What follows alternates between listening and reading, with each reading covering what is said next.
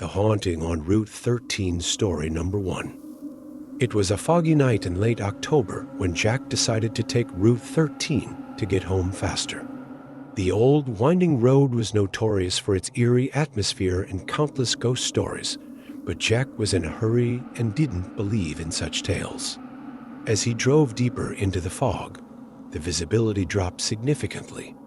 The headlights of his car struggled to cut through the dense mist. Suddenly, he saw a figure standing on the side of the road. It was a young woman, drenched and shivering.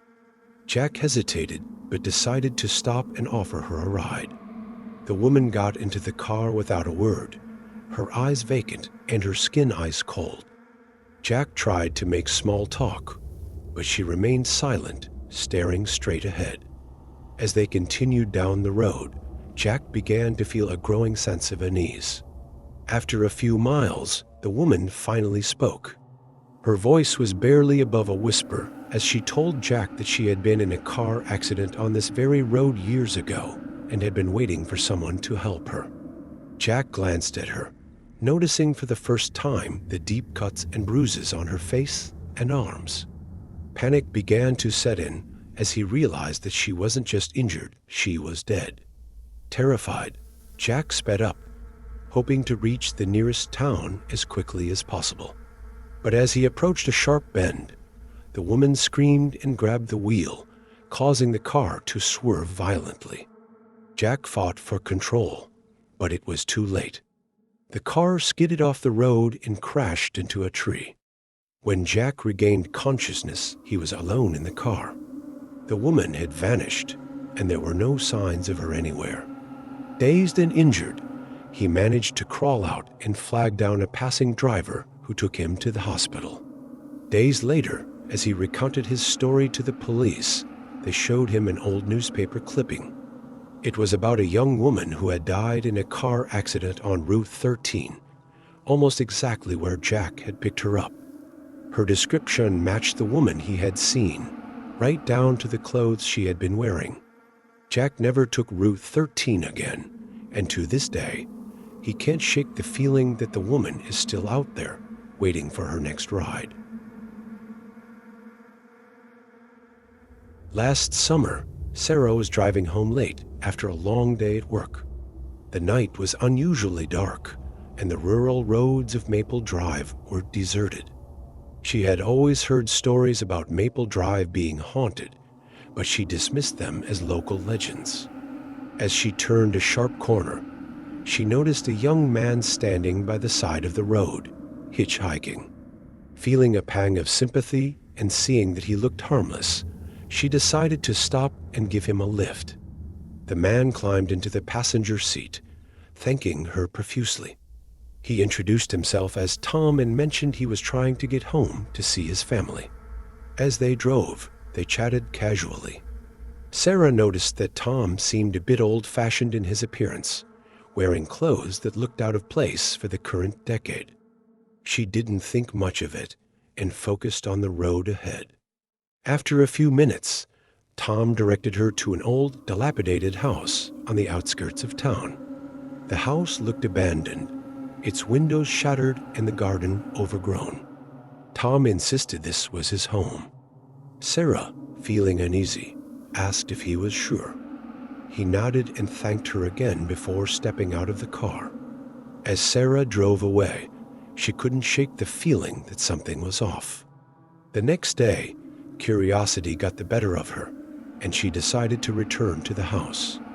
She knocked on the door, and an elderly woman answered. Sarah explained she had given a ride to a young man named Tom the previous night. The woman's face turned pale. She invited Sarah inside and showed her an old photo album. There, among the yellowed pages, was a picture of the young man she had given a ride to. The elderly woman explained that Tom was her son, who had died in a car accident on Maple Drive over 30 years ago. Stunned, Sarah left the house, her mind racing. She later learned that many people had reported similar encounters with Tom over the years, always on the same stretch of road, always on dark, lonely nights.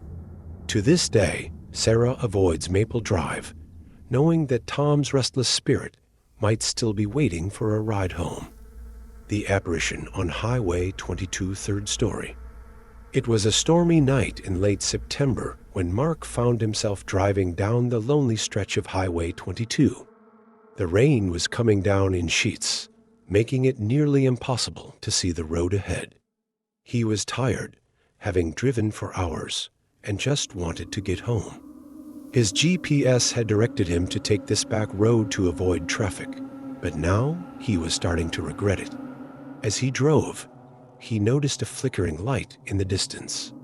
At first, he thought it was just a trick of the storm, but as he got closer, he realized it was the headlights of a car. The car was overturned, and steam was hissing from the engine. Mark pulled over, his heart racing, and got out to see if anyone needed help. Approaching the wreck, he called out, but received no response. He peered inside and saw a woman slumped over the steering wheel, unconscious and covered in blood. Without thinking, he reached in to check her pulse. It was weak, but she was alive. Suddenly, she stirred and looked up at him with wide, terrified eyes. "Help me," she whispered, her voice barely audible over the storm. Mark carefully pulled her from the wreckage and carried her to his car. He wrapped her in a blanket from the back seat and called 911. As he waited for the ambulance, the woman began to tell him what had happened. She said she had been driving home when she saw a figure standing in the middle of the road. She swerved to avoid it, lost control, and crashed. Mark listened, his unease growing. The way she described the figure was chilling, tall, gaunt, with hollow eyes that seemed to glow in the dark. Just then, he heard a noise behind him. He turned and saw a man standing in the rain, drenched and shivering. The man's eyes were those same hollow, glowing eyes the woman had described. Panic surged through Mark as he realized the figure was real. The man stepped closer, his gaze fixed on Mark. "Leave her," he commanded in a voice that sent shivers down Mark's spine. Mark backed away, pulling the woman with him. "Stay away," he shouted. The figure seemed to melt into the rain, disappearing as suddenly as he had appeared. The sound of sirens in the distance brought Mark back to reality. The ambulance arrived, and the paramedics took the woman away. Mark tried to explain what he had seen, but they dismissed it as shock and exhaustion. In the days that followed, Mark couldn't shake the encounter from his mind. He learned from the local news that there had been numerous reports of accidents on that stretch of Highway 22, all involving a mysterious figure appearing in the road. The locals had a name for it, the Phantom of Highway 22. They said it was the ghost of a man who had died there years ago, seeking revenge on anyone who dared to cross his path.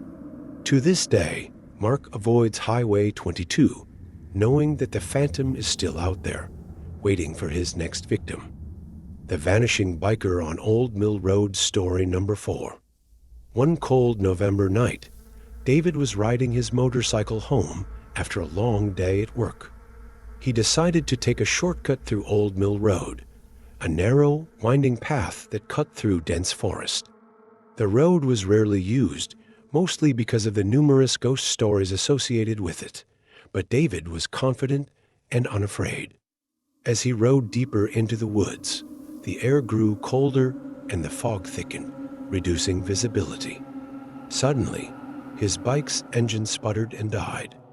David cursed under his breath and pulled over to the side of the road. He dismounted and began checking the engine, hoping it was a minor issue he could fix quickly. As he worked, he heard the distant hum of another motorcycle approaching.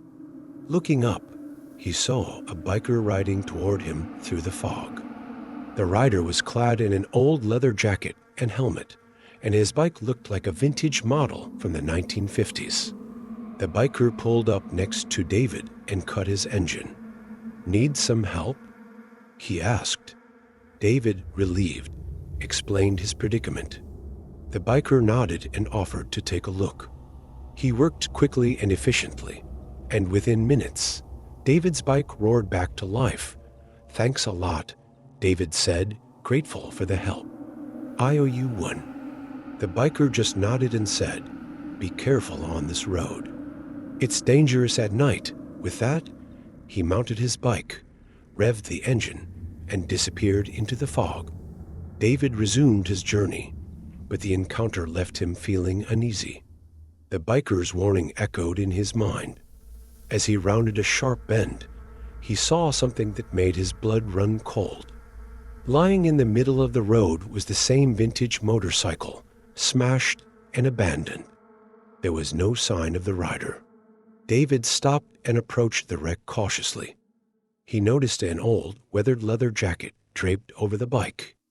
As he examined it, he found a name tag sewn inside, Tom. A chill ran down his spine. He had heard stories about Tom, a biker who had died on Old Mill Road decades ago. According to the legend, Tom had crashed on a foggy night and was never found. People claimed his ghost still roamed the road, helping stranded motorists before vanishing into the night. David quickly got back on his bike and rode away, his heart pounding. When he finally reached home, he looked up Tom's story. Everything matched the crash, the vintage bike, the leather jacket. He realized that he had been helped by a ghost. David never took Old Mill Road again, but he couldn't forget the ghostly encounter. He often wondered if Tom was still out there, helping lost travelers and warning them of the dangers of the road where he met his tragic end. The ghostly passenger of Ravens Pass fifth story. Late one evening, Emily was driving home from a friend's house. She had taken Ravens Pass, a winding mountain road known for its treacherous curves and steep drop-offs. The locals whispered about strange occurrences on the pass, but Emily dismissed them as mere superstition. As she navigated the sharp turns, her car's headlights caught a figure standing on the roadside, illuminated briefly by the beams. It was a young woman, dressed in a flowing white dress, looking lost and distressed. Feeling a mix of curiosity and concern, Emily pulled over and rolled down her window. "Are you okay?" Emily called out. The woman approached the car, her eyes wide with fear. "Can you please give me a ride?" she asked, her voice trembling. Emily hesitated, but then nodded, unlocking the passenger door. The woman climbed in, her dress billowing slightly as she settled into the seat. She was cold to the touch, and her skin was as pale as the moonlight. "Where are you headed?" Emily asked. "Just down the road," the woman replied, her voice barely above a whisper. "Please hurry." Emily drove on, the atmosphere in the car growing increasingly eerie. The woman seemed to relax slightly, though she kept glancing nervously out the window. Emily tried to engage her in conversation, but the woman remained mostly silent, offering only vague answers about herself. After a few miles, the woman suddenly spoke. "Stop here, please." Emily pulled over to the side of the road, confused. There was nothing around but dense forest and darkness. "Are you sure this is where you want to get out?" "Yes, thank you," the woman said, opening the door and stepping out. She turned back to Emily and added, "Be careful on this road. Many have lost their lives here." With that, the woman vanished into the trees, leaving Emily bewildered. She waited for a moment, expecting the woman to reappear, but there was no sign of her. Shaking off her unease, Emily continued driving. The next day, Emily couldn't stop thinking about the strange encounter. She decided to visit the local library to see if she could find any information about Ravens Pass. After hours of searching, she stumbled upon an old newspaper article from the 1970s. It detailed a tragic accident involving a young woman named Sarah who had died on Ravens Pass. Her car had gone off the road during a storm, and she had been found days later, her white dress stained with mud and blood. The description matched the woman Emily had picked up. Realizing she had given a ride to a ghost, Emily felt a chill run down her spine. She later learned that Sarah's spirit was known to appear to travelers on Raven's Pass, warning them of the dangers and helping those in need. From that day on, Emily avoided Raven's Pass, haunted by the memory of the ghostly passenger and the eerie warning she had received. She knew that Sarah was still out there, watching over the road where she had met her untimely end, ensuring that others didn't share her fate. The Spectre of Devil's Gorge story, number 6. Jake had heard the stories about Devil's Gorge his whole life. Located just outside his small town, the winding canyon road had a reputation for strange occurrences and unexplained accidents. Despite the rumors, Jake often used the road as a shortcut to get to his job at the old factory on the other side of town. One evening, after a particularly long shift, Jake found himself driving home along Devil's Gorge. The night was pitch black, with the moon obscured by thick clouds. As he navigated the tight turns, his truck's radio crackled with static before going completely silent. Annoyed, Jake reached to adjust the dial when he caught a glimpse of something in his rearview mirror. A faint light appeared, growing steadily brighter. It looked like the headlight of a motorcycle, yet there was something unsettling about it. The light flickered and swayed, as if the bike was having trouble staying on the road. Suddenly, it vanished, only to reappear moments later, much closer this time. Jake's heart pounded as he watched the light draw nearer. He sped up, hoping to put some distance between him and whatever was following. But no matter how fast he drove, the light stayed close, weaving in and out of his vision like a phantom. Just as he approached a particularly sharp bend, the motorcycle appeared alongside his truck. Jake glanced over and saw the rider's face, a pale, hollow-eyed specter, staring straight ahead. The rider's expression was one of pure terror, as if reliving the moment of his death. Panicking, Jake tried to focus on the road, but the ghostly rider stayed with him, matching his speed effortlessly. As they reached the curve, the rider suddenly veered off the road and vanished into the darkness. Jake slammed on the brakes, his truck skidding to a stop on the gravel shoulder. Breathing heavily, he looked around, but the motorcycle was gone. The night was silent again, save for the distant howling of the wind. Shaken, Jake continued his drive home, unable to shake the image of the ghostly rider from his mind. The next day, Jake told his friend Tom about the encounter. Tom, a lifelong resident of the town, nodded grimly. "That was probably the ghost of Rick Larson," he said. "He died on that curve about 20 years ago. Lost control of his bike and went over the edge. People say his spirit still haunts Devil's Gorge, trying to warn others of the danger." Determined to learn more, Jake visited the local library and dug through old newspapers. He found the article about Rick Larson's accident, how he had been an experienced rider, yet somehow lost control on a clear night. The details matched what Jake had seen: the flickering light, the terror-stricken face, the sudden disappearance. From that night on, Jake avoided Devil's Gorge, taking the longer route home, even if it meant being late. The memory of the ghostly rider haunted him, a constant reminder of the dangers lurking in the dark bends of the canyon road. He told his story to anyone who would listen, hoping to keep others safe from the same fate. The legend of Devil's Gorge lived on, a chilling tale of a restless spirit trying to prevent further tragedies. And though Jake never saw the ghostly rider again, he knew that Rick Larson's warning would stay with him forever. 7th story, The Haunting of Blackwood Forest Road. One autumn evening, Lily was driving back from visiting a friend in a neighboring town. The shortest route home was through Blackwood Forest Road, a narrow, winding path cutting through the dense forest. Though she had heard the chilling stories about the road, she convinced herself it was all folklore and drove on. The sun had set by the time Lily entered the forest, and darkness enveloped her car. The headlights barely penetrated the thick fog that seemed to rise from the ground. She turned on her high beams, hoping to see a little farther ahead. As she navigated the twists and turns, she saw something strange up ahead. A figure was standing in the middle of the road, motionless and shrouded in mist. Lily slowed down, thinking it might be someone in need of help.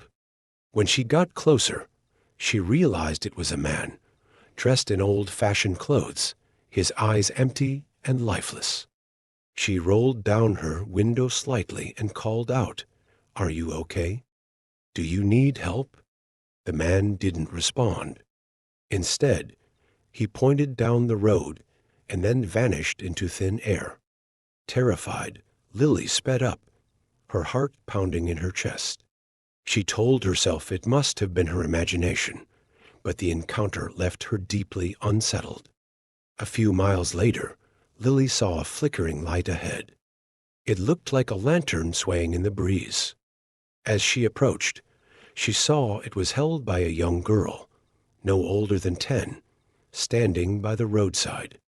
Her dress was old and tattered, her hair tangled and dirty. The girl looked directly at Lily with sad, haunting eyes. Lily pulled over, despite her fear. "Are you lost?" she asked. The girl stepped closer, her voice barely a whisper. "Beware the forest. They come for those who don't listen." Before Lily could ask what she meant, the girl vanished, leaving only the flickering lantern behind. Panic set in, and Lily sped away, desperate to get out of the forest. But the road seemed to stretch on endlessly, the fog growing thicker with every mile. Suddenly, her car's engine sputtered and died. She tried to restart it, but it was no use. The headlights flickered and went out, plunging her into darkness. Frantically, she grabbed her phone, but there was no signal. In the eerie silence, she heard footsteps approaching. Lily locked her doors and peered out into the fog. She saw shadowy figures moving closer, their forms barely visible. They surrounded her car, whispering in a language she couldn't understand. Just as she thought she couldn't bear it any longer, a blinding light enveloped the car. The figures recoiled and disappeared into the mist. The light faded, and Lily found herself alone again, the forest silent. Miraculously, her car started on the first try. She sped away, not daring to look back. When she finally emerged from the forest, she pulled over and called a friend, too shaken to continue driving. In the following days, Lily researched the history of Blackwood Forest Road. She discovered that many people had reported similar encounters over the years, ghostly apparitions warning of danger, mysterious lights, and cars breaking down for no apparent reason. The legend told of a family who had died tragically in the forest decades ago. The father, mother, and young daughter were said to haunt the road, trying to protect travelers from the same fate. Lily realized she had encountered their spirits, their warnings saving her from whatever horrors lurked in the heart of the forest. From that night on, she avoided Blackwood Forest Road, taking the longer route, no matter how inconvenient. She knew the spirits were watching, trying to keep the living safe from the darkness that claimed them. And though she never saw the ghostly family again, she could never forget their haunting warnings in the fog. 8th story, The Phantom Truck of Red Rock Highway. Just last month, Mike, a long-haul trucker, found himself driving through the desolate stretch of Red Rock Highway in the middle of the night. The road, notorious for its sharp turns and steep cliffs, had a dark history of fatal accidents and strange occurrences. Mike had always dismissed the tales as urban legends, but that night, he was about to experience something that would change his mind forever. The night was pitch black, with only the truck's headlights piercing through the darkness. The radio played softly, keeping Mike company as he navigated the lonely highway. As he rounded a particularly tight bend, his radio suddenly emitted a burst of static and went silent. Puzzled, Mike adjusted the dial, but the static only grew louder. That's when he saw a pair of headlights in his rearview mirror, rapidly closing in on him. The lights were blindingly bright, too bright for a standard vehicle. Mike's heart began to race as the vehicle behind him got closer and closer. He tried to speed up, but his truck seemed sluggish, as if something was holding it back. The headlights were now right on his bumper, and in a flash, a massive black truck roared past him, its horn blaring loudly.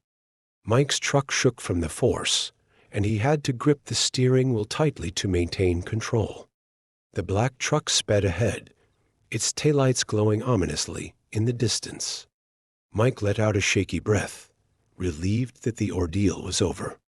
But as he continued driving, he noticed something strange. The black truck was nowhere to be seen. The road ahead was empty, and there were no turn-offs or side roads where it could have gone. His mind raced with questions. Had he imagined the whole thing? No, it felt too real. He kept driving, his eyes scanning the road for any sign of the truck. Just as he was about to write it off as a hallucination, his truck's engine began to sputter and the headlights dimmed. The engine died completely, leaving Mike stranded in the middle of the highway. He tried the ignition, but it wouldn't start. Frustrated and a little scared, he grabbed his flashlight and stepped out of the truck to check under the hood. As he worked, he heard the distant rumble of an engine. He looked up and, to his horror, saw the black truck barreling toward him from the other end of the highway. Its headlights were like twin beams of death, and its horn blared a menacing note. Mike dove to the side of the road just as the truck sped past, disappearing into the night once more. He lay there, heart pounding, as the reality of the situation set in. This was no ordinary truck. It was something supernatural, something that defied explanation. Gathering his wits, Mike got back into his truck and tried the ignition one last time. Miraculously, the engine roared to life, and he wasted no time in getting back on the road. He drove as fast as he could, not daring to look back. When he finally reached the nearest town, he pulled into a diner and sat there, trying to make sense of what had happened. He told his story to the waitress, who listened with wide eyes. She nodded knowingly and said, "You saw the phantom truck. It's been haunting Red Rock Highway for decades. They say it's the spirit of a trucker who died in a crash years ago, and now it roams the highway, causing accidents and terrorizing drivers." Mike couldn't believe what he was hearing, but he knew he couldn't dismiss it either. He had seen the phantom truck with his own eyes, felt its malevolent presence. From that night on, he took a different route, avoiding Red Rock Highway altogether. The story of the phantom truck spread among truckers, and Red Rock Highway gained a new reputation not just as a dangerous road, but as a haunted one. And though Mike never saw the ghostly truck again, he would never forget the night he came face to face with the terror that lurks in the dark. Ninth story, The Whispering Bridge. Just a few weeks ago, Jenny was driving home from a late shift at the hospital. Her usual route was closed for repairs, so she had to take the old county road that led her over the Whispering Bridge, a decaying, one-lane structure spanning a dark, murky river. The bridge was infamous for the eerie sounds that echoed through the night, and locals avoided it whenever possible. The night was cool and foggy, with the moon casting a pale glow over the landscape. As Jenny approached the bridge, a sense of unease settled over her. She turned on her high beams, hoping to cut through the thick mist. The wooden planks creaked ominously under the weight of her car as she began to cross. Halfway over, her radio suddenly turned to static, and she heard faint whispers. At first, she thought it was just interference, but the whispers grew louder, more distinct. They seemed to be calling her name, pleading with her to stop. Heart pounding, She glanced around but saw nothing out of the ordinary. Suddenly, her car lurched to a halt. The engine sputtered and died, leaving her stranded in the middle of the bridge. Jenny's breath quickened as the whispers intensified, swirling around her in a chilling symphony of voices. She tried to start the car again, but it was no use. Gathering her courage, she stepped out of the car, flashlight in hand. The whispers seemed to follow her, echoing off the bridge's old iron beams. She walked to the edge and shone her light down into the murky waters below, but all she saw was her own reflection staring back at her. Then she saw them shadowy figures emerging from the mist, moving slowly toward her. Their eyes glowed faintly in the darkness, and their faces were twisted in expressions of sorrow and despair. Jenny backed away, her heart racing, as the figures closed in. She stumbled and fell, dropping her flashlight. As she scrambled to her feet, one of the figures reached out and touched her shoulder. The contact was icy cold, sending a shock through her body. She turned to see a young woman, her face pale and her eyes hollow. "Please, help us," the woman whispered, her voice barely audible over the chorus of other voices. "We are trapped here." Jenny's mind raced as she tried to make sense of what was happening. She had heard stories of a tragic accident on the bridge decades ago, where a school bus had plunged into the river, killing everyone on board. The spirits of the children and their driver were said to haunt the bridge, seeking release from their eternal torment. Desperate to escape, Jenny ran back to her car and tried the ignition one more time. To her surprise, the engine roared to life. Without looking back, she sped off the bridge, the whispers fading into the distance. When she reached home, she could barely sleep, haunted by the faces of the lost souls she had seen. The next day, she visited the local library and confirmed the story of the tragic accident. Determined to help, she contacted a local historian and a team of paranormal investigators, hoping to find a way to bring peace to the restless spirits.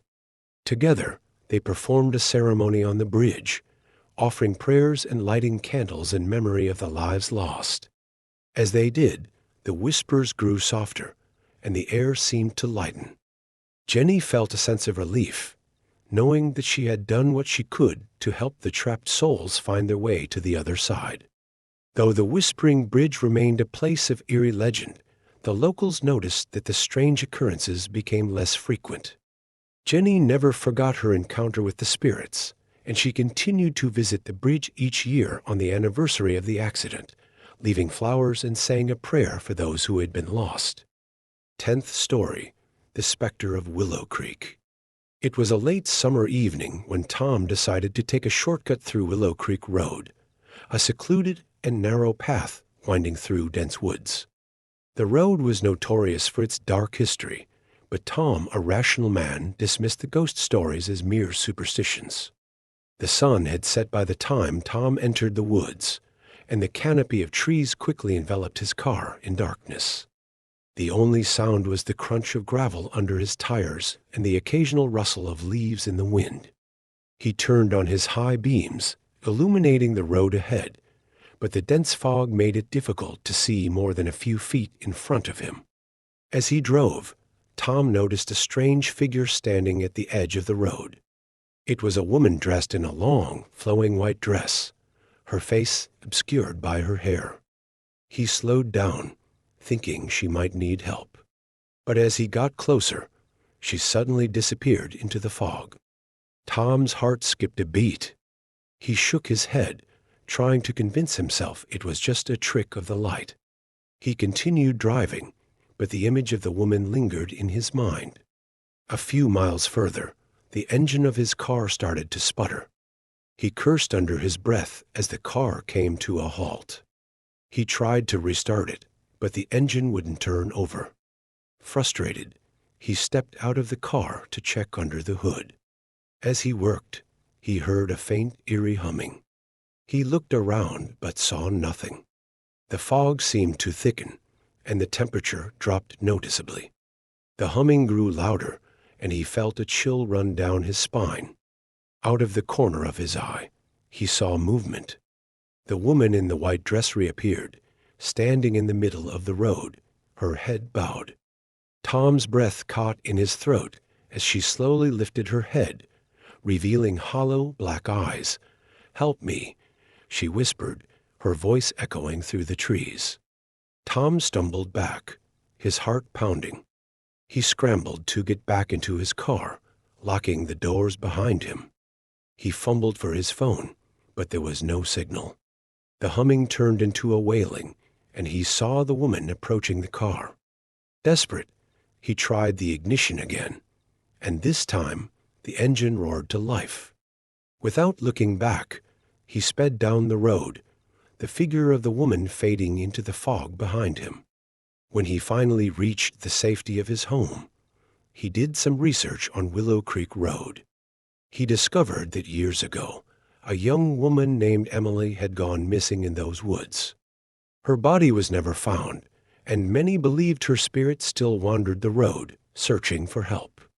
Shaken by his encounter, Tom vowed never to take that shortcut again. The memory of the ghostly woman haunted him, a reminder of the chilling legend of Willow Creek. Though he never saw her again, he couldn't forget the hollow eyes and the desperate plea for help, knowing that some mysteries are better left unsolved. 11th story, the echoing laughter of Green Hollow Road. A few weeks ago, Mark decided to take a scenic drive along Green Hollow Road, a rural route known for its beautiful landscapes and tranquil atmosphere. It was early evening, and he had just finished a long day at work. The drive was supposed to be a relaxing way to unwind, but things took a dark turn. As he drove, the sun dipped below the horizon, casting long shadows over the road. The landscape, once bathed in golden light, grew dim and foreboding. Mark had heard rumors about Green Hollow Road being haunted, but he dismissed them as local folklore.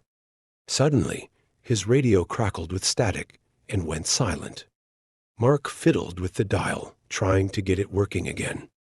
That's when he heard an eerie, high-pitched laughter echoing through the car.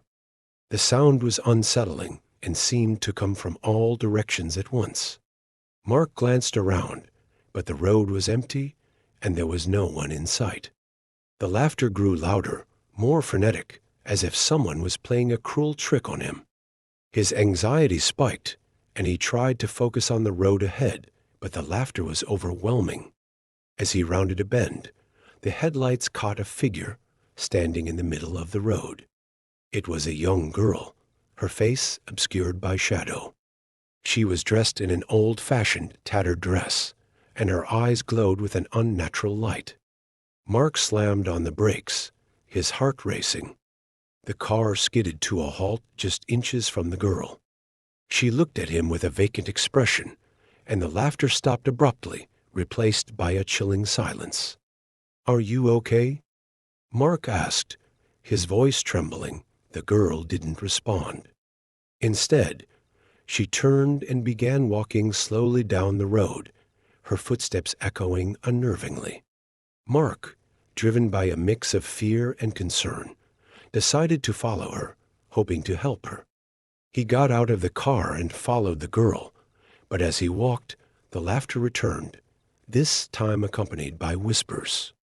They seemed to be coming from the trees and the darkness around him. The girl led him deeper into the forest, her figure barely visible in the growing gloom. Suddenly, the girl stopped and turned to face Mark. Her eyes were now wide and filled with a deep, sorrowful sadness. "You shouldn't be here," she said in a voice that was both eerie and mournful. "They will come for you." Before Mark could respond, the girl vanished, leaving only the sound of her laughter echoing through the trees. Terrified, Mark ran back to his car, his pulse pounding in his ears. He got back in and started the engine, only to find that the laughter had ceased. The road, which had seemed so ominous before, was now quiet and still. Mark drove as fast as he could, eager to escape the unsettling encounter. When he reached home, he did some research about Green Hollow Road. He discovered that many years ago, a young girl had disappeared in those woods, and her body was never found. Locals spoke of her ghost wandering the road, seeking help or warning travelers of impending danger. Mark never returned to Green Hollow Road. The haunting laughter and the ghostly girl had left an indelible mark on him. The road remained a chilling reminder of the unexplained, and Mark's brief encounter with the supernatural served as a stark reminder of the mysteries that lie hidden in the dark. 12th story, The Vanishing Hitchhiker of Oakwood Lane. Just a few days ago, Sarah was driving home late at night after a family dinner. She took Oakwood Lane, a quiet road known for its dense woods and sharp curves. Despite the eerie reputation of the road, Sarah was familiar with it and thought nothing of it. As she drove, a heavy fog began to settle in, obscuring her vision. Her headlights cut through the mist, and the only sounds were the hum of her engine and the occasional creak of the trees swaying in the wind. Suddenly, Sarah saw a figure standing on the side of the road, a young woman in a tattered dress, her hair disheveled and her expression anxious. Sarah slowed down and pulled over, feeling a pang of sympathy. "Do you need a ride?" Sarah asked through the open window. The woman hesitated, then nodded. She climbed into the passenger seat without a word, her presence chillingly cold. Sarah noticed that the woman's hands were dirty, and her face was pale and gaunt. As they drove, Sarah tried to make conversation, but the woman remained silent, staring straight ahead. The only response she gave was a whispered, "Thank you." As they approached a particularly dense stretch of forest, the woman suddenly spoke. "Please stop here," she said. Sarah pulled over, confused but willing to help. The woman opened the door and stepped out. Before Sarah could say anything, the woman began walking into the woods, her form quickly becoming lost in the fog. "Wait," Sarah called, but the woman did not turn around. Sarah watched as she disappeared into the darkness. Feeling uneasy, Sarah started her car and continued driving, but her mind was troubled by the brief encounter. When she reached home, she couldn't shake the feeling of unease and decided to look up Oakwood Lane to see if there were any stories related to her experience. To her shock, Sarah discovered a local legend about a young woman who had disappeared decades ago in those very woods. According to the story, she had been trying to hitch a ride home when she was last seen on Oakwood Lane. The police had never found her, and it was said that her ghost would sometimes appear to drivers, seeking help or trying to find her way home. Sarah was stunned. The woman she had encountered matched the description from the legend perfectly. The coldness of her presence and the eeriness of the encounter made sense now. The next day, Sarah returned to Oakwood Lane to see if she could find any evidence of the woman's disappearance. She found a small memorial by the roadside, a weathered sign, and a few flowers, marking the spot where the woman was last seen. Sarah left a fresh bouquet of flowers and said a silent prayer for the lost soul. Though she never saw the ghostly hitchhiker again, she felt a sense of closure, knowing she had honored the memory of the young woman who had vanished on Oakwood Lane. The experience remained a haunting reminder of the stories that linger in the places we least expect. 13th story, The Light of Grimwood Manor. A couple of weeks ago, David and his friends decided to explore Grimwood Manor, an abandoned mansion on the outskirts of town. The manor had been deserted for decades, and local legends spoke of strange occurrences and ghostly sightings. Despite the stories, David, always eager for an adventure, led the group into the mansion. They arrived just as twilight was settling in, casting long shadows over the crumbling facade of the manor. The air was thick with an eerie silence, broken only by the creaking of the old wooden door as they pushed it open. The inside of the mansion was just as they had imagined: dust-covered furniture, cobwebs hanging from the corners, and a general sense of decay. They split up to explore, each taking a different part of the house. David headed towards the grand staircase, leading to the upper floors. As he climbed the stairs, he noticed a faint light flickering in the distance, coming from the direction of the attic. Curious, he followed the light, his footsteps echoing through the empty halls. The attic door was slightly ajar, and the light was stronger now, casting an otherworldly glow. David pushed the door open and was greeted by a strange sight, an old, ornate lamp sitting on a dusty table, its light illuminating a single chair in the center of the room. The lamp seemed to be glowing with an unnatural intensity. He approached the lamp cautiously, but as he drew nearer, the light suddenly extinguished, plunging the attic into darkness. David's heart raced, and he fumbled for his flashlight. When he turned it on, the lamp was gone, and the chair was empty. A cold breeze swept through the attic, and David felt a chill run down his spine. He heard soft, mournful whispers that seemed to come from all directions. The whispers grew louder, and the temperature in the room dropped sharply. David quickly backed away, trying to find his way back to the stairs. As he moved, he saw fleeting shadows darting across the walls, and the whispers turned into a cacophony of voices. It was as if the attic was alive with the spirits of the past. Just as he reached the stairs, he heard a loud bang behind him. The attic door slammed shut, and David felt a powerful force pulling him back towards the darkness. Desperate, he managed to wrench open the door and stumbled down the stairs, his flashlight flickering. He rejoined his friends, who were gathered in the foyer, looking worried. They all agreed it was time to leave. As they made their way out, David glanced back at the manor and saw a single light flickering in the attic window, as if someone or something was watching them leave. Back at home, David researched Grimwood Manor and discovered a tragic history. The mansion had once belonged to a wealthy family who had lost their daughter under mysterious circumstances.